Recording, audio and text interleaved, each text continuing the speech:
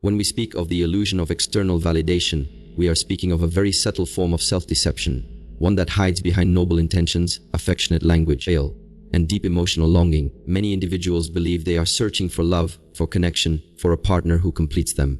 But beneath this noble pursuit often lies a quieter, more uncomfortable truth. What they are actually seeking is a sense of worth, and they believe, consciously or unconsciously, that it will be granted to them through another person's attention. This is the illusion. It begins early. From childhood, we are conditioned to associate praise with being good, to associate love with being chosen, and to associate attention with value. If someone claps for you, smiles at you, spends time with you, you feel worthy. But if they ignore you, if they leave, they withhold affection, you begin to question yourself. What did I do wrong? Why am I not enough? These questions are not inherently problematic. They are part of the reflective mind. But when they form the foundation of your self-worth, they become chains. People begin to chase approval. They try to look better, act better, give more, please more. Always with the silent hope that someone will see them and, or by seeing them, finally make them feel like they matter.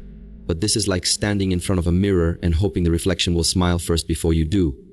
It is backwards. You are asking the outer world to fix an inner wound. External validation can feel very real in the moment. Someone compliments you and you feel lifted. Someone rejects you, and you feel shattered. But the very fact that your sense of peace can rise and fall based on another person's opinion shows that it was never real peace to begin with. It was conditional, and conditional worth is not worth at all. It is a performance, a role you play in hopes that the world will applaud.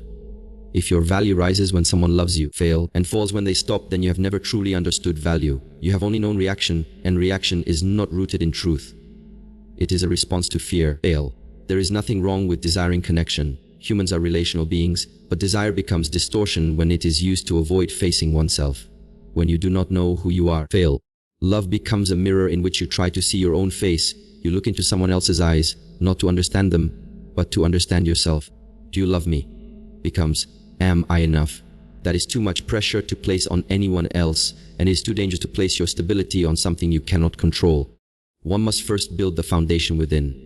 That begins with stillness, observing the thoughts that seek approval, the emotional reactions that follow rejection, and the silent fear that whispers, you are not lovable unless someone chooses you. That voice must be met not with more chasing, but with awareness. You must stand before that fear and say, even if no one chooses me today, I remain. That is the beginning of internal validation. That is the birth of peace. You become grounded when your worth no longer fluctuates based on the presence or absence of affection. When someone loves you, it is beautiful. When they do not, it is still peaceful. Because you no longer see love as permission to exist. You see it as a gift freely given, not a requirement to feel whole. The one who understands this does not chase love. They walk with it. They carry it. They extend it. And in doing so, they attract it. Not from desperation, but from alignment. Stop chasing people who only reflect the image you want to see. Start observing who you are when no one is watching. That version of you, quiet, unadorned, unvalidated, is the only place from which real growth begins. Only when you stop running after love do you begin to discover what you truly are, not a person who needs to be filled, but a person who has simply forgotten their own fullness. Rediscover that, and then no illusion will have power over you again. There is a common misconception in the minds of many people, the idea that being loved by someone else increases your value. That if someone chooses you, praises you, or stays with you, or then you are more worthy, more complete, more significant. But this belief is deeply flawed, because it gives away the power of your self-worth to circumstances and people beyond your control. What happens then when that person leaves? When the praise stops? When the attention fades? If your value depended on those things, then it vanishes with them. This is not stability. It is emotional volatility disguised as love. True self-worth is not something that can be given. It is something that must be uncovered. It is already present within you, but it has been buried beneath layers of comparison, rejection, societal pressure, and personal doubt. To believe that someone else can grant you worth is to live as a beggar, when in truth you were born with treasure. We often look outward for evidence of our importance. We look for people to affirm us, to approve of our actions, to celebrate our successes. But this creates a dangerous dependency. It teaches us that we must earn our value by pleasing others, by performing well, by being accepted. This is why so many become exhausted, not from life itself, but from constantly trying to prove that they matter. Yet who are they proving it to? And more importantly, why must something so fundamental as your worth need to be proven at all? Self-worth is cultivated from within through clarity, through discipline, and through silence. Clarity means you begin to see yourself not through the distorted mirror of other people's opinions, but through your own direct experience. Fail. Discipline means you train your mind to stay centered when the world pulls you in different directions. And silence means you return often to a place where there is no need to explain. You fail, perform or impress, only to be. You are not your achievements. You are not your failures. You are not more valuable when praised, nor are you worthless when criticized. Fail. These are conditions created by society, but they do not touch your essence. Your essence is still. It does not fluctuate. Fail. It is like the sky, unchanged by the weather passing through it. But to realize this requires training. It requires that you look inward more often than outward. Fail. What you listen to your inner voice more than the noise of the crowd. Some may think, but if no one loves me, how can I feel worthy? This is the wrong question. Instead, ask, fail. Why have I given others the authority to decide my value? You would not hand a stranger the key to your home. Why hand them the key to your sense of self? Fail. When you recognize that your value is not created by others, but revealed by your own awareness, everything begins to shift. You stop chasing validation. Fail. You stop begging for scraps of attention. You stop tolerating relationships that diminish you. Instead, you begin to stand taller. Not with arrogance, but with quiet dignity. I fail. You begin to say, I am enough. Not because someone told you so, because you have seen it for yourself. And this realization changes how you engage with the world. Fail. You no longer seek love to complete you. You offer love because you are already whole. You do not cling to people. You connect with them, but from a place of strength. Fail. You do not fear rejection. It may hurt, but it does not destroy you. Because your foundation is internal. It is unshakable. This is the path of self-respect. It is not glamorous. Fail. And it is not always easy. It requires that you face the parts of yourself that you have neglected or doubted. Fail. It asks you to be honest about the ways you've abandoned yourself for the sake of being liked. But with each step, you reclaim your power. With each step, fail. You become less reactive and more rooted. When you stop relying on love to make you feel valuable, and instead begin to value yourself as you are. Quietly, patiently, steadily, you experience a different kind of freedom. A freedom that cannot be taken away by someone's departure, nor increased by someone's arrival. It is yours. It always was. You simply forgot. And now it is time to remember.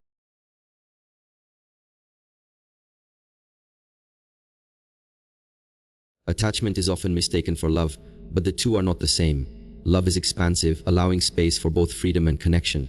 Attachment, on the other hand, is rooted in fear. Fear of loss, fear of being alone, fear of not being enough with the other person. When you attach yourself to someone as your source of happiness, identity, or security, you become dependent. And wherever there is dependency, there is suffering. Many people believe that their emotional connection to someone is a sign of deep love, but what they are truly experiencing is an inability to imagine life without that person. This is not the presence of love. It is the absence of self-understanding. You do not miss the person as much as you miss the version of yourself that only seemed to exist when they were around. And this illusion keeps people trapped in cycles of unhealthy relationships, believing that without this person, they will fall apart. But here is a truth that requires courage to accepting. If your peace disappears when someone else walks away, that peace was never yours to begin with. It was borrowed. It was conditional. It was fragile. True connection between two individuals should not come from needness, but from mutual strength. A meaningful bond does not require one person to shrink themselves just to be loved. When attachment is present, it distorts the natural flow of a relationship. It creates pressure. One person clings, the other pulls away. One fears abandonment, the other fears being overwhelmed. Love becomes a transaction, a negotiation of needs, rather than an offering of presence. When you attach your sense of identity to another person, you stop being whole. You become a fragment, orbiting someone else's world. You compromise your values, overlook red flags, accept less than you deserve, not because you don't see it, but because the fear of letting go is stronger than the pain of staying. But understand this, the one who is truly strong does not need to hold tightly to anyone. They are rooted in themselves. They do not chase, they do not beg. They do not collapse when someone leaves. They may feel pain, because to be human is to feel, but they do not lose themselves in that pain. What their identity is not tied to another's presence. This is not coldness, it is clarity. It is the understanding that you can love someone deeply and still let them go if they no longer align with your growth. It is the wisdom to know that detachment does not mean indifference. It means the refusal to lose yourself in the process of loving another. You are not here to be half of a whole. You are not here to spend your life proving your worth by holding on to people who do not see it. You are here to become complete in yourself so that when you love, it is not out of fear but out of choice. Letting go of attachment begins with observation. Watch how your mind reacts when someone pulls away. Notice the stories it creates, saying, I'm enough. They were everything. I can't live without them. These are not facts. They are habits, repeated thoughts conditioned by fear. Once you become aware of them, you are no longer controlled by them. Instead of grasping, begin to trust. Trust that your path is unfolding. Trust that if something is meant to stay, what if I fail? It will stay, not because you forced it to, but because it belongs. And if it leaves, trust that it is making space for something better aligned with your truth. Let your energy be soft, not desperate. Let your love be free, not binding. The one who is rooted in themselves becomes a sanctuary, not just for others, but for their own soul. They walk through life with open hands, not clenched fists. They do not fear loss because they know that nothing real can be taken from them. What is meant for you will recognize you. You do not need to chase it. And what is not meant for you will not stay, no matter how tightly you hold on. This is the quiet strength of detachment. Not a rejection of love, but a respect for self, a knowing that to truly connect, you must first be whole. And from that wholeness, you offer love not to complete you, but to share what is already overflowing. What if I fail? Let go of love, but of the fear that without it, you are nothing, because you are already enough. And when you live from that true you will never lose yourself in someone else again. To value yourself is not merely a thought or feeling. It is a consistent, daily discipline. It is a commitment you make to yourself, even when no one is watching, even when no one else affirms it. Self-respect is not born out of external praise or occasional moments of confidence. What is developed in the quiet moments when you choose to act with integrity, to speak with honesty, and to hold yourself to standards that align with your inner truth. Many people speak of self-love as if it is simply an emotion, something you feel when you look in the mirror or when you receive encouragement from others. But real self-love is much more than that. It is a structure. It is a framework that you build over time through your choices, your habits, and your mindset. You don't stumble into self-worth, you train for it. This training begins with awareness. You must learn to observe how you treat yourself. Not just in moments of joy, but especially in moments of struggle. Do you criticize yourself when you fail? Do you abandon your values to gain acceptance? Do you tolerate disrespect because you fear being alone? These questions are uncomfortable, but they are necessary. Because the truth is, you cannot value yourself while simultaneously betraying yourself. Discipline is what transforms vague self-esteem into concrete self-respect. It's in the decision to walk away from situations that hurt you, even when staying would be easier. It's in the ability to say no, not out of coldness, but from clarity. It's in the practice of setting boundaries, not to push others away, but to protect your peace. When you value yourself, you don't make excuses for those who treat you poorly. You don't rationalize your own neglect.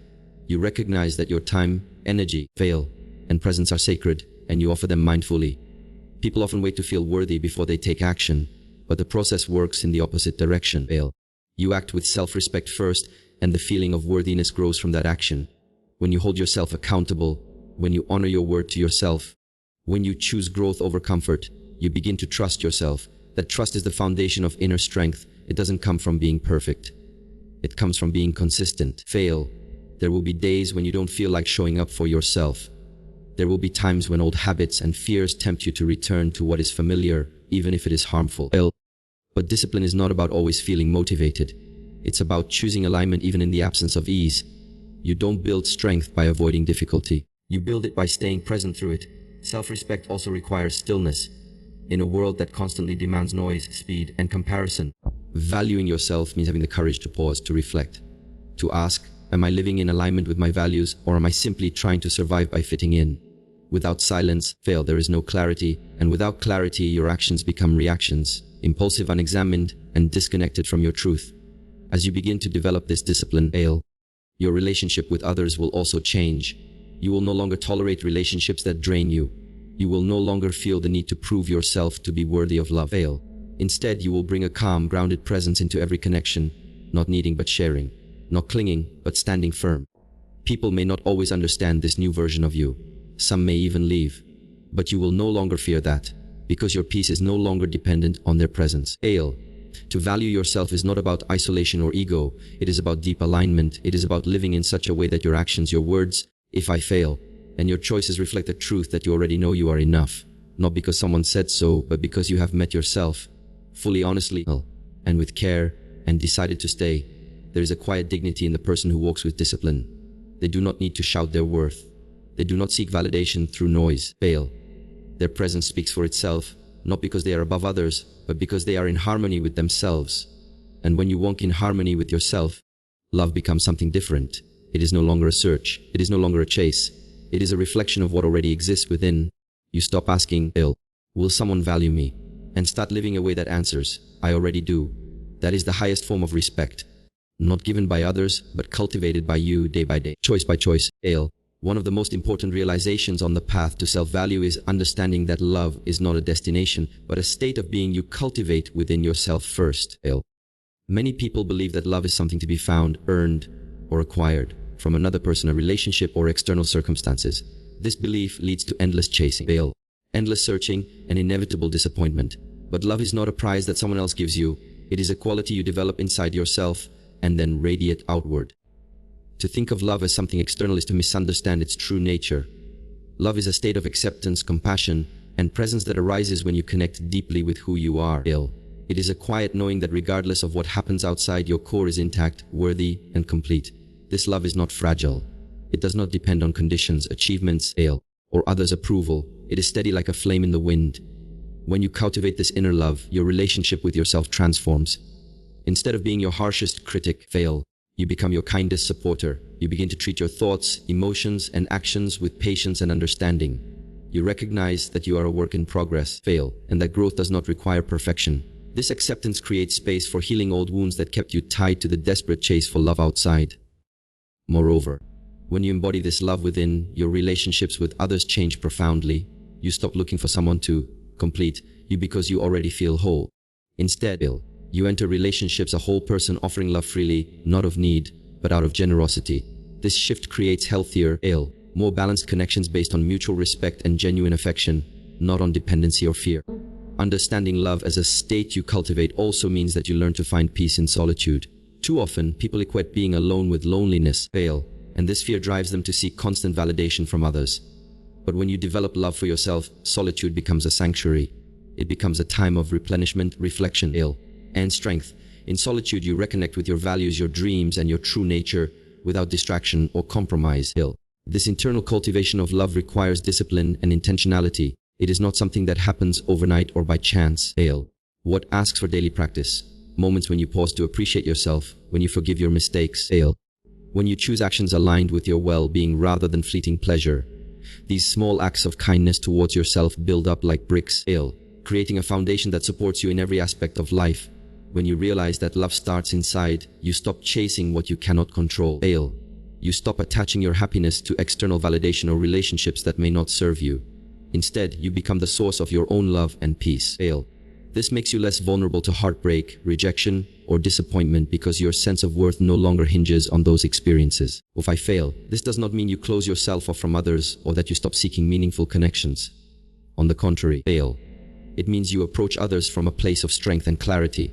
You attract people who resonate with your energy, who appreciate you for who you truly are, what if fail, and who respect the boundaries you have set to protect your self-worth.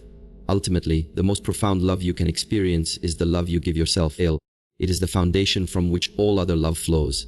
When you stop chasing love and start valuing yourself, you awaken to the truth that you are already whole and worthy, exactly as you are.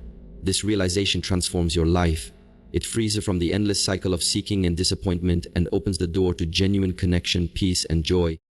What to live from this place is to embody a love that no one can take away, a love that shines regardless of circumstance, and a love that guides you through every moment with grace and strength. When you choose to cultivate this love within, you do not just stop chasing. You begin to truly live.